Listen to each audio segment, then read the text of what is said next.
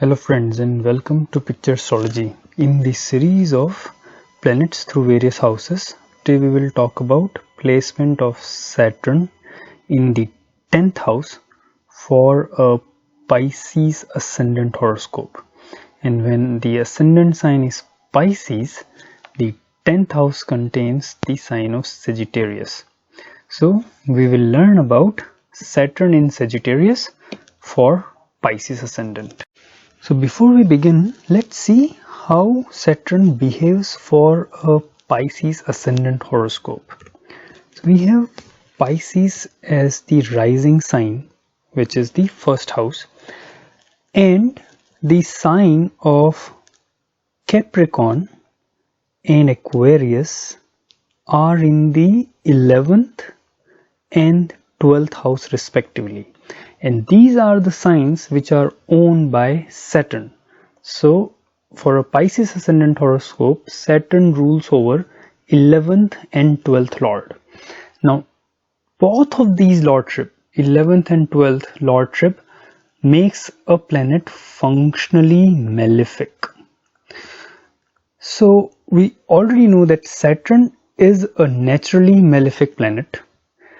And with the lordship of 11th and 12th, it is also functional malefic. So overall, planet Saturn is a malefic planet. And malefic has a very good term in Vedic astrology, where it is known as Krura planet, or basically loosely translated it means aggressive planet. But the good thing about this placement is an aggressive or malefic planet is placed in the 10th house. Now 10th house is one of the houses in the horoscope where a malefic planet is somewhat even desirable. However, that desirable thing is not applicable to all areas of life. And in next few minutes we will learn about things which functions very well because of Saturn here, and areas of life which could be little problematic because Saturn placed here. So before we begin, let's have a quick look at all the houses this one placement is going to impact. So first of all, Saturn is present in the 10th house. Saturn is the lord of 11th and 12th house. So all these three areas will be having a direct impact. In Vedic astrology, Saturn is given special aspects which are known as drashtis, which basically means Saturn looks at certain houses. And those houses are third from Saturn's position. So from this position, the third house is 11th. 7th house from this position, which happens to be the 4th house. And 10th house from this position. 10th house from the 10th would become 7th. So Saturn's aspect is going to impact the house 12th house, 4th house and 7th house. So you see, a large part of your horoscope will have some or the other effect because of this Saturn. And in next few minutes we will try to learn and explore these areas. So let's start with the 10th house, which basically has two of the most significant indicators of your work life as well as your father or biological father. Now, one thing about 10th house is that it is the most visible time of the day. The cosmic horoscope shows 10th house as 12 in the noon. It is the time of peak sunlight. It is the most visible houses in the horoscope, and invariably any planet which is placed in this 10th house shows or rubs its characteristics on the person.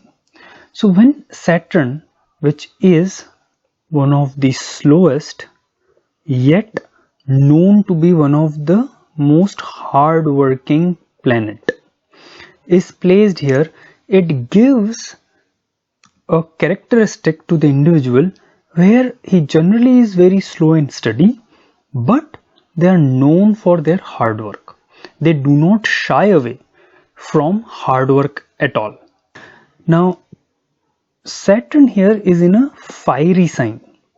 So Saturn, as we know, is a slow planet. It's a hard-working planet, but it is also known as a cold planet. And it generally doesn't like the fiery environment which is provided by Sagittarius. So even though they are hard workers, they have a tendency to blow hot and blow cold.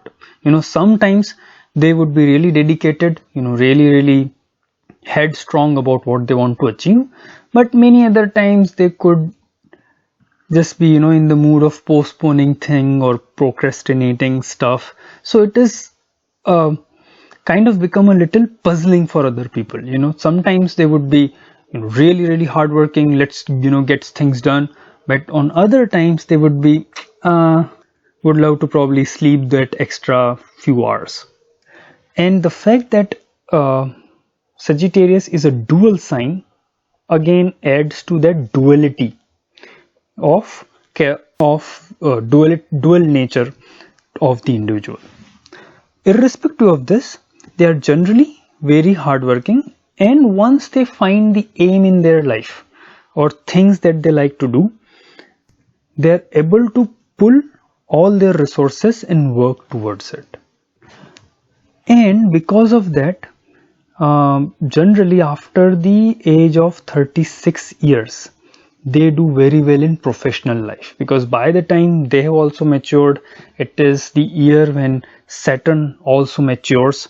So their tendency to kind of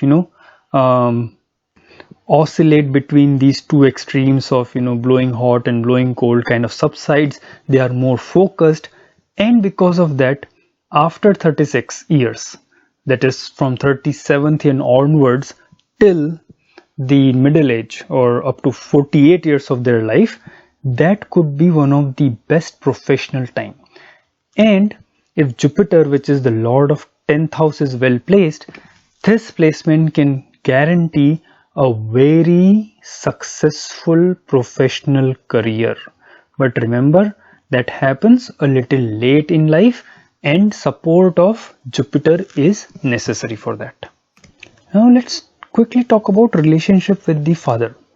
So Saturn's position here, and we saw in the beginning that Saturn is functionally as well as naturally malefic for this ascendant. So this place Saturn here can indicate some trouble with relationship with the father. Now this could be as mild as father, you see Saturn from here aspect the 12th house, which shows frequent travel. So this could even mean that the father has been pretty busy in their own work life. See, Saturn in the 10th house shows a father who is dedicated towards their dharma or towards their duty, and because of that they might have to travel a lot. And as a child or even during your adulthood, you get very little time to spend with your father. So it can show that there is some distance with your father, but that could be because of his professional commitment also. And for the complete analysis, again the Jupiter's placement is necessary, because Jupiter is lord of 10th house, which shows your physical father in this case. Now one more important characteristics in the person with this kind of horoscope is they are most of the times known for their frugality. That means they spend money after enough consideration. They don't spend money easily, and there are a couple of reasons for it. Number one, spending money is the domain of 12th house, which is the sign of Aquarius lorded by Saturn itself. And Saturn has an aspect on this house as well. So Saturn is one of the slowest planet. So they would be slow in spending money. Saturn likes to think again and again, over and over. Saturn is a very conservative planet. It is not like Mars, who is who loves lavishness. Saturn is something which would make do with, as little resources as possible. So it's a conservative planet, it's a slow planet, and when it comes to spending money, they show that trait. Now, some people, especially friends, because Saturn is Lord of 11th house also, which shows your friends, especially friends might, tease you for being a frugal spender. But, most of the times they will always show this frugality, but sometimes they will suddenly surprise their friends by spending a lot of money. Now, that sudden behavior happens because of this fiery sign of Sagittarius. So this again gives that tendency of, sometimes blowing hot, sometimes blowing cold. So there will be this surprise element, but overall they would be quite sagacious, very, very thoughtful in spending money. And now that by extension applies to everything related to 12th house. 12th house, as we know, is not just house of the expenditure, it is also house of other enjoyment and pleasures of your sexuality, your sexual lives, etc. So overall they have a conservative approach towards those things. Now 12th house also shows your spirituality, and if Jupiter, which is the lord of the first house and 10th house at the same time, if that is well placed, or it is placed say in Kendra or Trikon from this Saturn, then these people will show some kind of an ascetic tendency. They are someone who are happy with little. They don't need or they don't expect too much from the life, or they don't want too many physical or material possessions to be happy.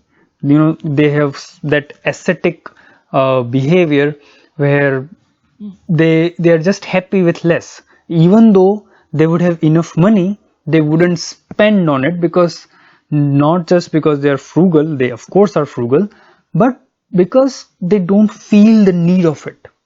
So that's another quality which you would often find when Saturn is placed in this sign of Sagittarius in the 10th house.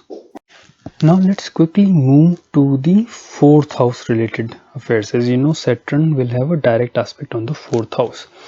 So 4th house, among many things, shows your education, and actually it shows your formal education, not the skills you acquire or not the actual knowledge you learn, but something like a formal degree. Now we again discussed in the beginning that Saturn is actually a malefic, both functional and natural for this ascendant. And that aspect, what it does is generally it makes or creates some confusion regarding the field of study, about what area in which the person wants to study. And there are mostly some or the other change. So many people who start with one subject but then later on decide, oh, it's not for them, and move on to another, or they may face some kind of a small break in their education.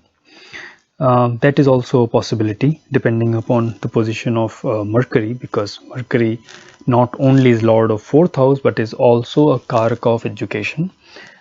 So because of this malefic aspect, there could be some confusion selecting the right course or right field of study in the beginning.